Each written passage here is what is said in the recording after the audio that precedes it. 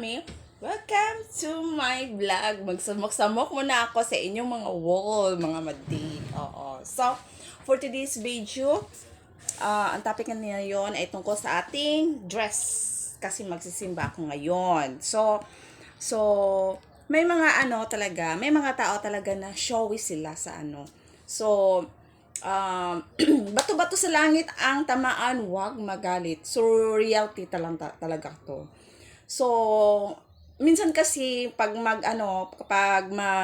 simba, may nakatawag pansin sa akin. Oo.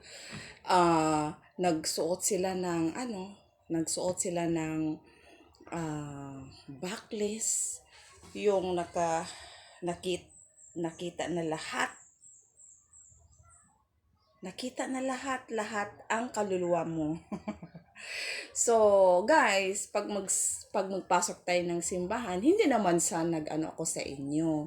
So, pwede naman nating ilugar yung mga natin, yung mga damit. Oo. So, para na kasi alam mo ba, marami tayong mga chismosa, mas lalo silang madagdagan yung kasalanan nila kasi sumata nila dahil sa inyo o nagsuot kayo naka-short. So, yung atay mo, hindi yung pagsimbahan. Kaya nga doon sa sa mag-passport tayo, try mo magsuot, mag-short, mag-backless kung makapasok ba kayo sa DFA. So, yun ang isipin natin doon pag magsimba tayo, 'di ba? Parang ganoon na din, oh. Pero hindi naman ang God na ay bawal pumasok, hindi. Wala. So, na lang, tayo na lang ang mag-intindi kung ano ang susuotin dapat. Formal tayo pag magsimba. So guys, huwag kayong magalit sa akin ha. Basta yun lang ang ko. Oo. So, wag kayong magsuot na halos naka-bikini, naka-short. Hindi kayo pumupunta ng simbahan. Ano kaya kung punta kayo sa beach, doon ang bagay. Oo. Sus ko, ano ba yan? Magsimba tayo, naka-short lang. So, yun lang guys. Oh, 'di ba?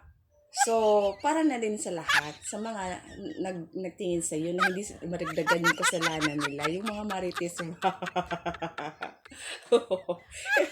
Oo. Alam mo naman yung mga marites, ang mata, grabe. So that's all for today, guys. Thank you very much for watching and sana po mapulutan ng aral yung yung mensahe ko tungkol sa dress up natin pag pumupunta ng simbahan. Oo. Thank you. Bye-bye.